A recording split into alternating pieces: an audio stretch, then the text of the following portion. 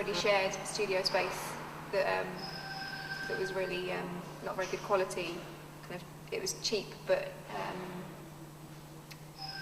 it was kind of damp and not secure. And then there's a few curators in that group that also wanted to get on board and make something happen. So it's really just came about through the lack of decent studio provision and the lack of kind of artist-led activity within the city. The 4 curators are founders of the project. As it stands at the moment, after 2 years, their involvement is kind of up for review. So it might be that they get involved in another way, but as they played such a kind of fundamental role in the space developing, then I'm sure they'll maintain that involvement.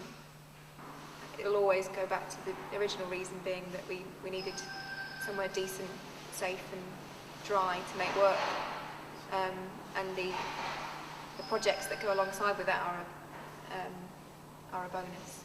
And I see the space as kind of the studios and the project space as being spaces that are accessible and open to the wider art community. So I think I see the project space as somewhere that the studio holders can very much use in between shows for informal or formal discussions and talks. And I think it'll be really useful to have that for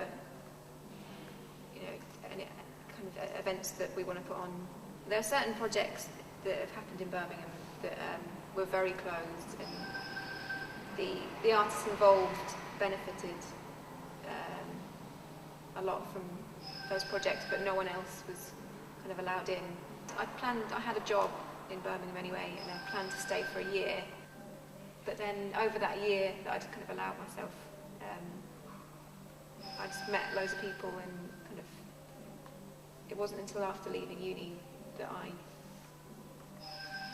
kind of began to explore all the things that were happening in Birmingham and meet other artists working in the city.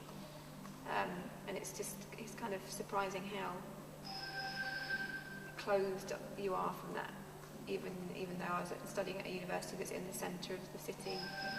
There's been delays with the project, so we're very eager to kind of get that underway